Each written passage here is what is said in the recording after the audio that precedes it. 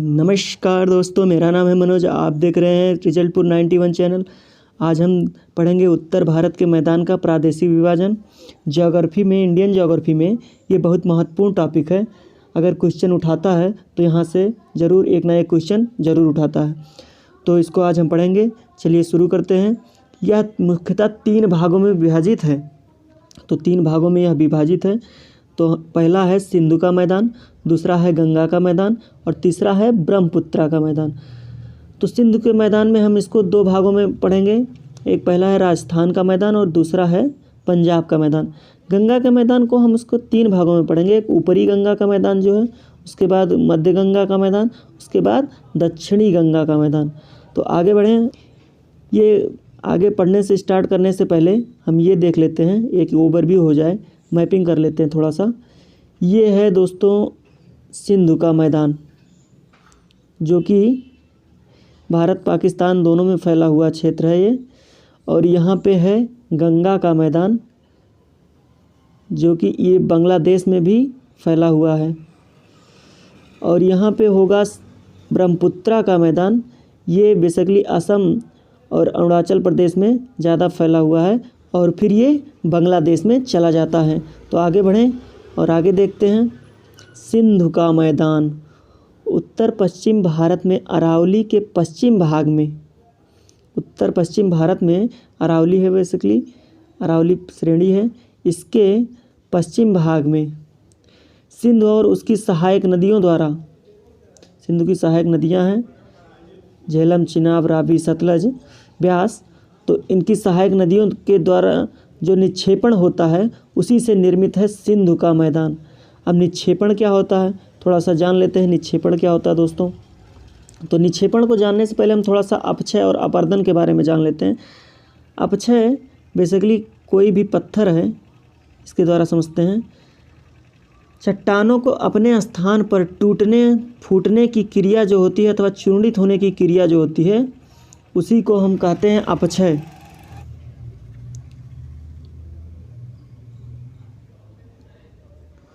तो अगर अपरदन की बात करें तो इस चूर्णित चट्टान के परिवहन की क्रिया को अपरदन कहते हैं। और ये अगर नदियों द्वारा होता है तो इसे नदीय अपरदन कहते हैं।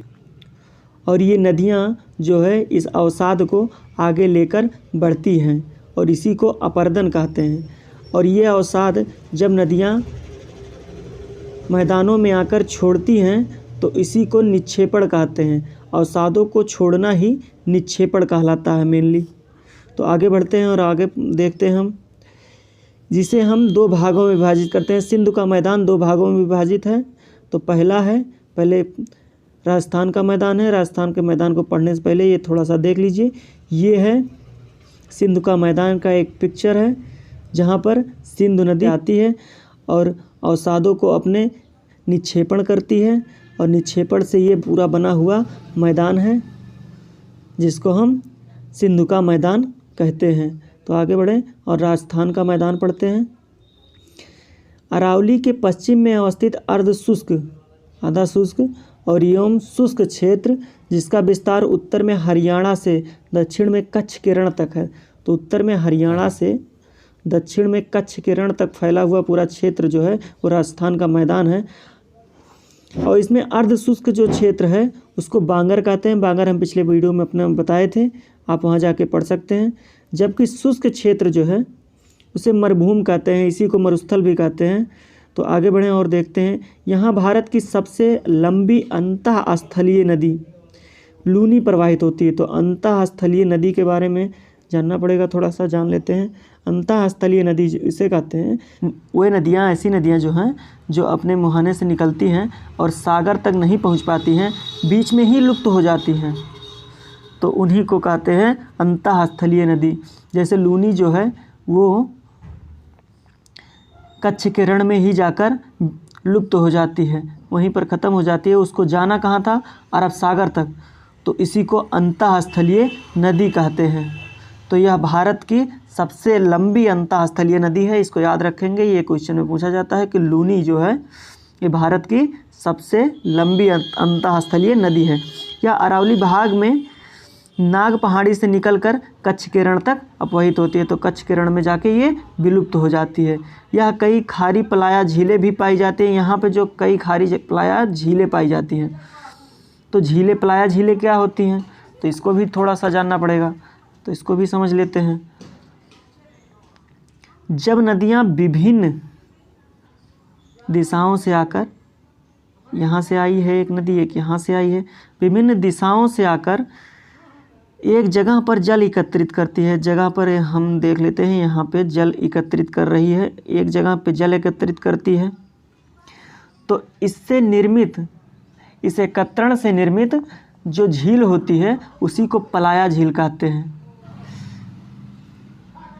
तो आगे बढ़ते हैं, इसी को पलाया झील कहते हैं। प्रायः खारी झीलें होती हैं, और ये खारी क्यों होती हैं हम आगे बताएंगे अगले वीडियो में कि ये खारी झीलें क्यों होती हैं। आपको पता हो तो आप कमेंट में ज़रूर बताइए।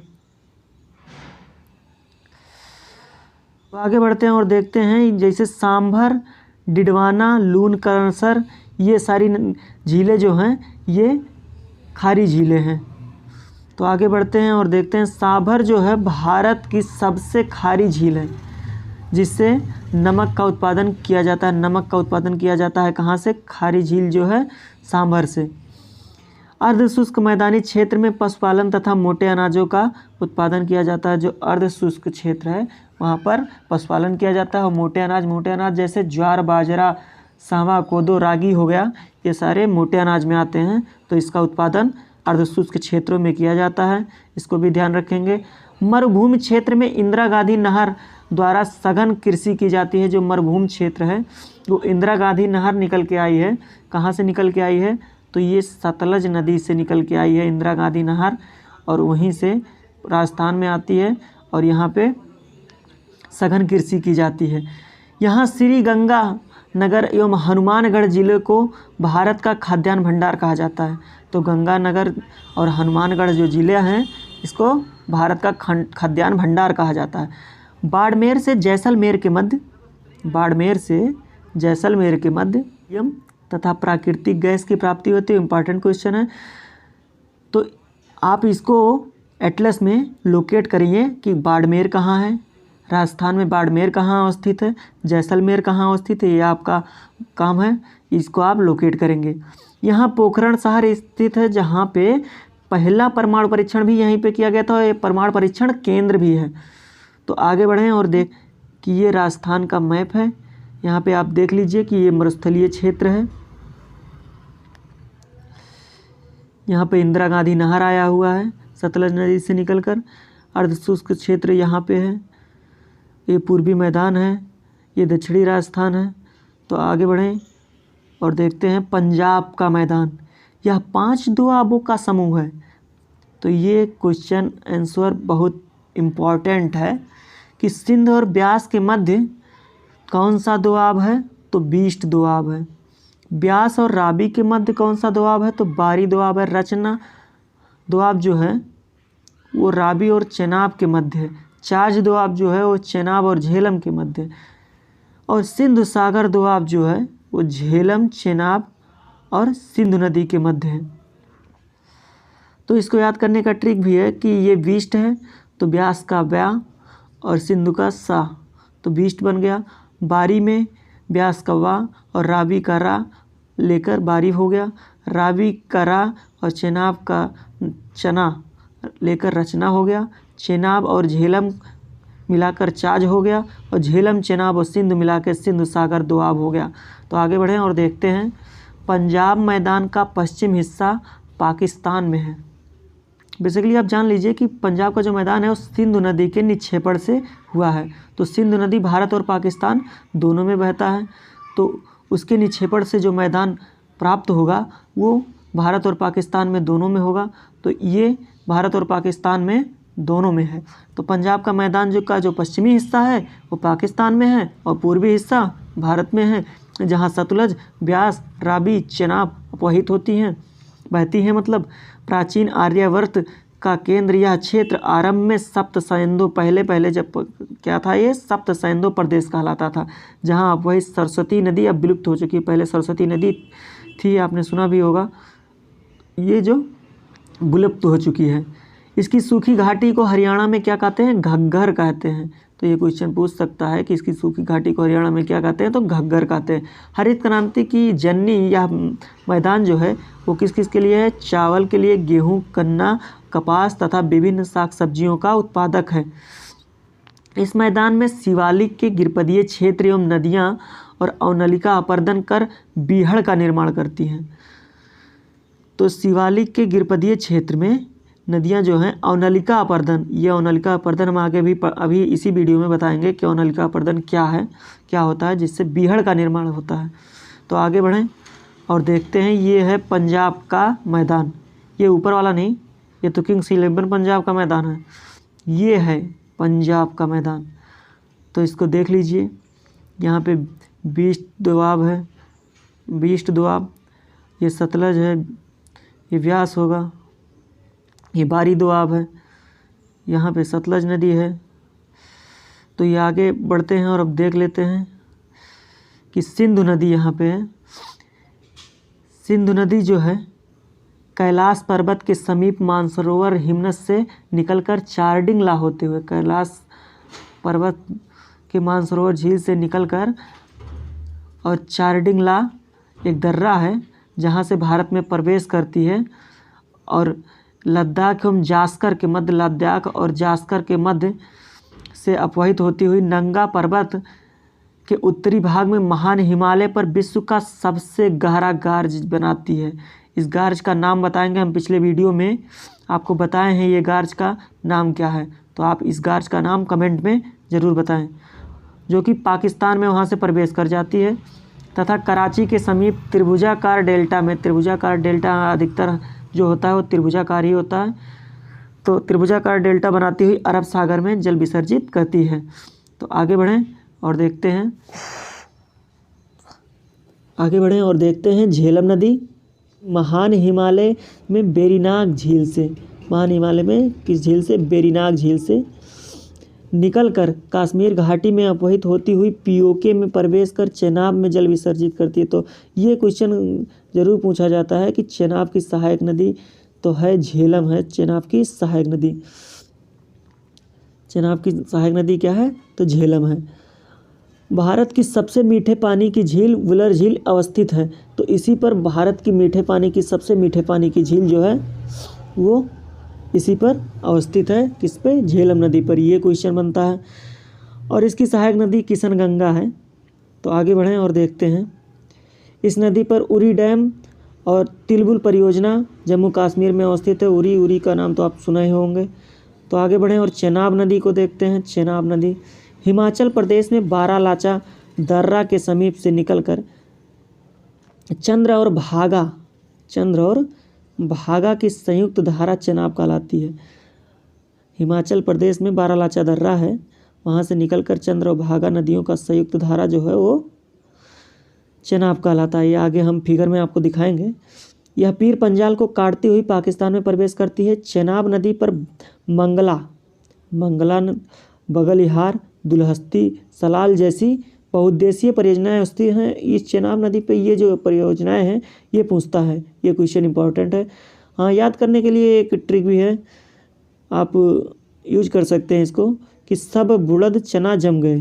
तो सब बुड़द चना जो जम गए इसमें है सा से सलाल होगा, बा से बगलिहार होगा, वुड़ से वुड़सर होगा, द से दुलहस्ती और चेनाब नदी है, चना से चेनाब होगा, और जो कि जम्मू कश्मीर में है। तो सब बुड़द चना जम गए।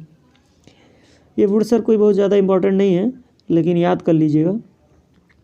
वैसे मैं ट्रिक से याद करने का कोई मतलब मेरा ओपिनियन नहीं रहता, क्योंकि एक बार ट्रिक याद करो फिर एक बार उस आंसर को याद करो, तो यहाँ से याद कर सकते हैं। ट्रिक अपने हिसाब से बना सकते हैं, जो सरल आपको याद करने में लगे उसी हिसाब से याद करिए।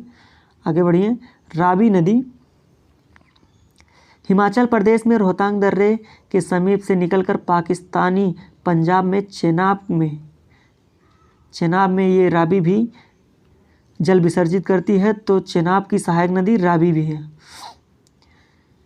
इस पर थीन नामक बहुउद्देशीय परियोजना अवस्थित है। ये क्वेश्चन है कि थीन नामक बहुउद्देशीय परियोजना किस नदी पर अवस्थित है, तो ये रावी नदी पर है।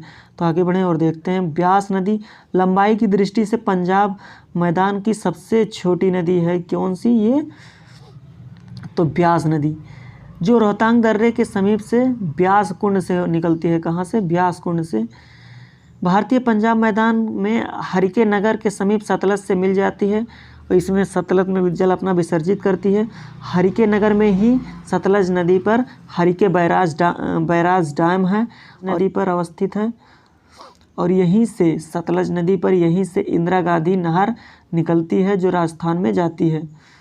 तो आगे बढ़ें और देखते हैं कि इस नदी पर पोंग नामक बहुउद्देशीय परियोजना है। तो पोंग नदी पर है, तो ब्यास नदी पर है। तो आगे बढ़ें और देखते हैं। सतलज नदी है तिब्बत पठार में मानसरोवर झील के समीप अवस्थित राकस झील से निकलकर शिवकिला दर्रा होते हुए, शिवकिला दर्रा हिमाचल प्रदेश में हमने पढ़ाया है, यहाँ से ये एंट्री करता है।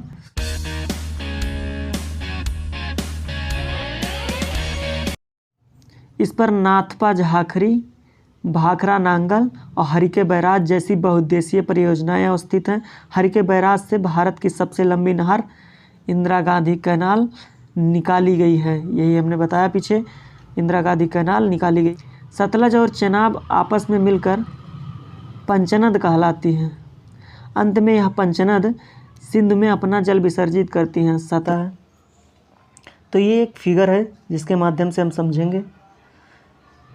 तो इस फिगर में हम देखेंगे कि जो है सिंधु नदी मानसरोवर झील, ये है मानसरोवर झील से निकलती है और चांगला दर्रा से होते हुए आगे बढ़ती है और भारत में प्रवेश करती है।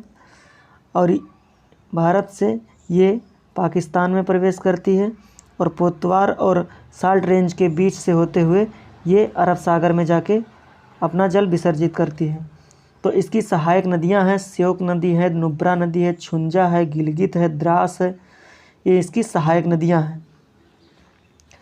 तो आगे बढ़ते हैं और यहाँ पे देखते हैं झेलम नदी जो है ये शेषनाग झील से निकलती है और आगे बढ़ती है और पाकिस्तान में एंट्री करके चिनाब से मिल जाती है। इसकी सहायक नदी किशनगंगा है। यहाँ पे आगे देखेंगे तो ये चिनाब नदी है। चंद्र और भागा दो नदियाँ निकलती हैं बारालाचा दर्रे से और उसके बाद मिलने के बाद चिनाब नदी के नाम से जानी जाती हैं। और ये चिनाब नदी ही जो है जाके सिंधु नदी से मिलता है। तो इस पंचनद वाली नदियों में चिनाब नदी ही है जो कि जाके डायरेक्ट सिंधु से मिलती है, बाकी सारी नदियाँ चिनाब से में आके मिलती हैं। तो आगे बढ़ें और देखते हैं। ये रोहतांग दर्रे से निकलता है रावी नदी और रावी नदी निकल के ये जाता है और चिनाब में मिल जाता है। ये जम्मू कश्मीर और हिमाचल के बॉर्डर से होता हुआ जाता है। तो आगे बढ़ें और हम देखते हैं ब्यास नदी जो है, ब्यास नदी निकलता है रोहतांग दर्रे के पास से, ब्यास कुंड से, और ये आके सतलज से मिल जाता है।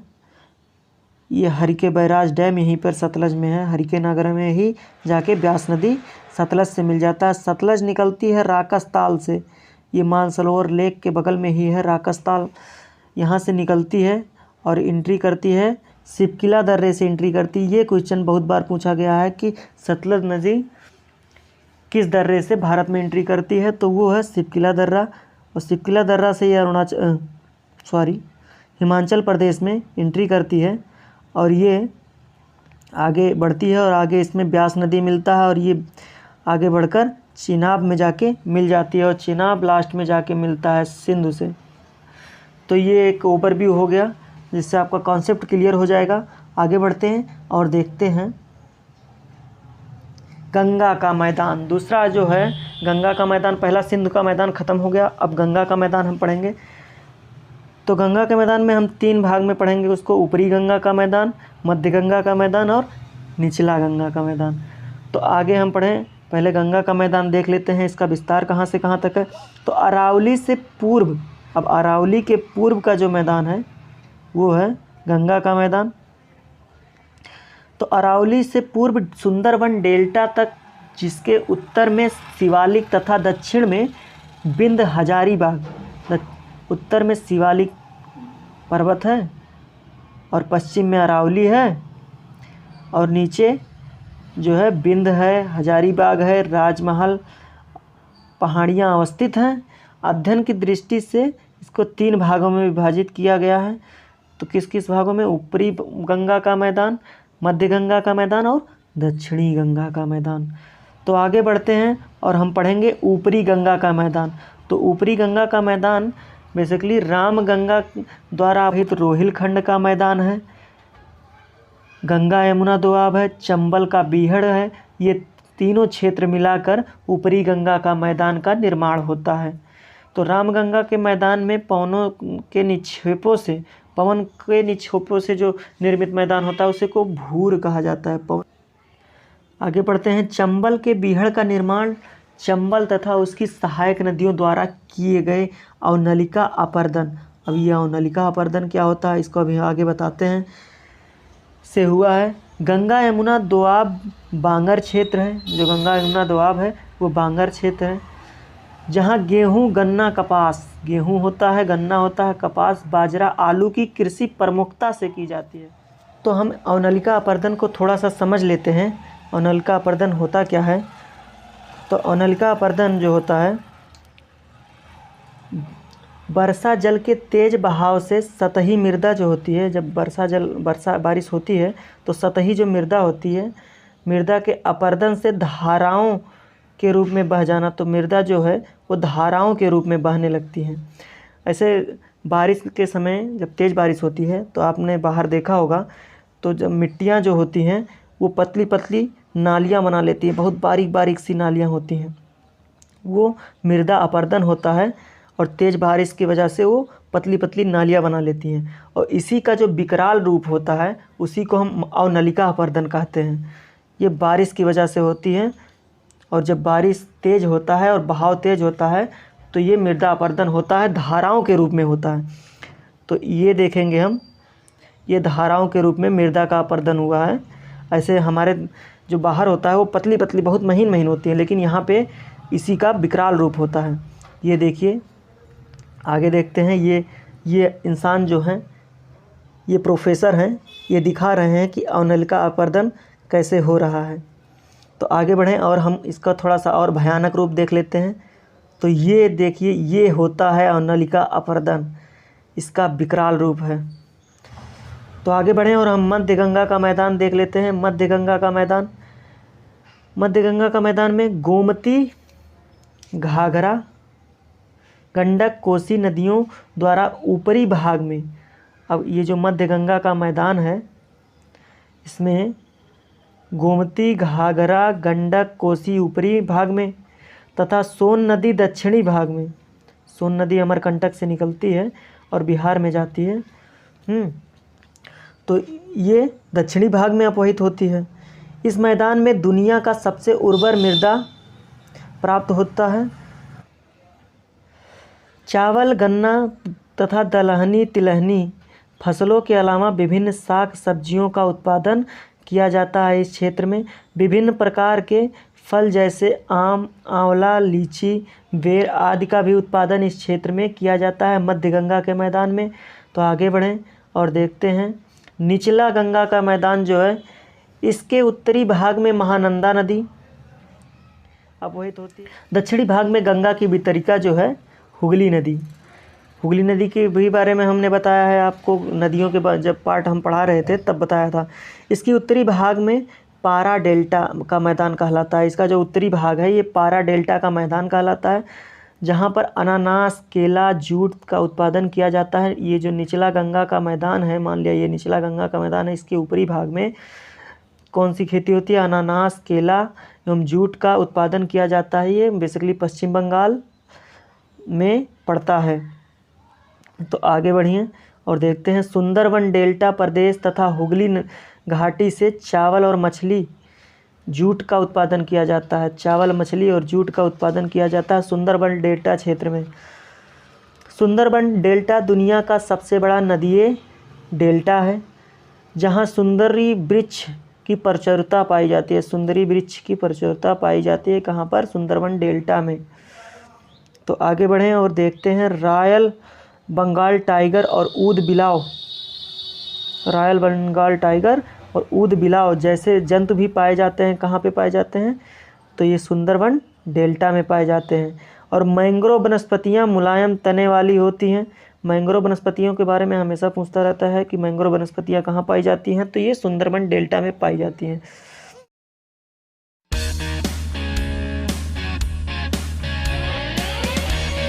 इनका प्रयोग जो है, मैंग्रोव वनस्पतियों का प्रयोग जो है ईंधन के रूप में तथा कागज़ की लुगदी का निर्माण के रूप में तथा माचिस के निर्माण के रूप में किया जाता है। तो माचिस के निर्माण में, कागज़ की लुगदी और ईंधन में मैंग्रोव वनस्पतियों का निर्माण किया जाता है। हुगली की प्रमुख सहायक दामोदर को बंगाल का शोक कहा जाता था, परंतु इस नदी पर भारत की प्रथम बहुउद्देशीय परियोजना स्थापित कर।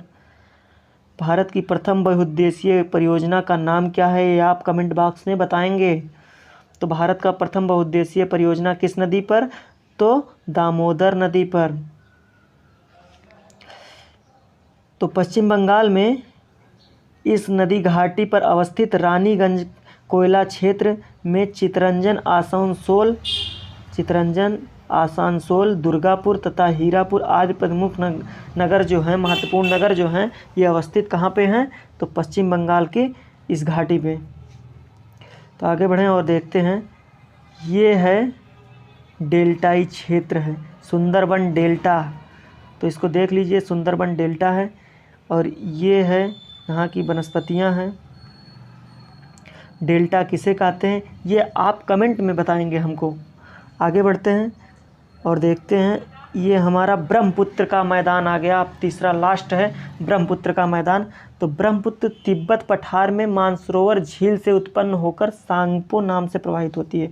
ये हम नदियों के चैप्टर में ब्रह्मपुत्र को अच्छे से बताया है, यहाँ पर भी बताते हैं कि ब्रह्मपुत्र जो है वो झील जो है वहाँ से निकलता है और यहीं से सिंधु नदी निकलती है जो ऊपर की तरफ जाती है। और ये जो है ये आता है सांगपो नाम से अरुणाचल प्रदेश में एंट्री जब करता है तो ये देहांग नाम से एंट्री करता है अरुणाचल प्रदेश में।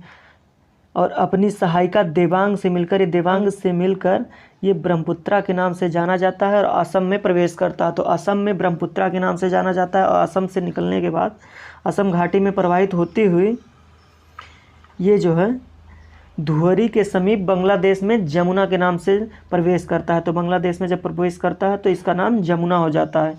और अंत में गंगा की मुख्य शाखा जो पद्मा के नाम से जानी जाती है उसमें जल विसर्जित करके बंगाल की खाड़ी में गिर जाता है। इस घाटी में इसके ऊपरी भाग में तिस्ता नदी है, मानस नदी है, कामेंग नदी है, सोवनसिरी तथा दक्षिणी भाग में लोहित, धनसिरी एवं कापली जैसी नदियां जल विसर्जित करती हैं। मानस तट पर मानस वन्यजीव अभयारण्य है तथा धनसिरी नदी के तट पर काजीरंगा नेशनल पार्क, ये इम्पोर्टेंट है, काजीरंगा नेशनल पार्क जो है धनसिरी नदी के तट पर है। तथा सुवनसिरी नदी के मुहाने पर ब्रह्मपुत्र में दुनिया के सबसे बड़ा नदीय द्वीप, कौन सा द्वीप है? मांजुली द्वीप कहते हैं इसको, नदीय द्वीप है, सबसे बड़ा, विश्व का सबसे बड़ा नदीय द्वीप है। तो मांजुली द्वीप स्थित है। चावल, जूट और चाय, कोयला तथा पेट्रोलियम रेशम उत्पादन इस घाटी में डिब्रूगढ़, डिगबोई, नाहरकटिया पेट्रोलियम उत्पादन के लिए प्रसिद्ध हैं। तो ये याद रखिएगा कि डिब्रूगढ़ और डिगबोई और नाहरकटिया पेट्रोलियम उत्पादन के लिए प्रसिद्ध हैं, यह क्वेश्चन पूछा जाता है। आगे बढ़े, जबकि माकुम क्षेत्र से कोयले का उत्पादन किया जाता है। तो माकुम क्षेत्र जो है वहाँ से कोयले का उत्पादन किया जाता है। गुवाहाटी असम घाटी की सबसे बड़ा नगर है। तो गुवाहाटी जो है असम घाटी का सबसे बड़ा नगर है। और इसी के साथ ये हमारा इतना बड़ा चैप्टर जो है ख़त्म होता है। उत्तर भारत का विशाल मैदान इसी के साथ ख़त्म होता है। तो उम्मीद करते हैं आपको ये वीडियो पसंद आया होगा। अगर पसंद आया है तो लाइक करिए या ना करिए, लेकिन चैनल को ज़रूर सब्सक्राइब करिए, ज़रूर से ज़रूर सब्सक्राइब करिए। धन्यवाद। Thanks for watching.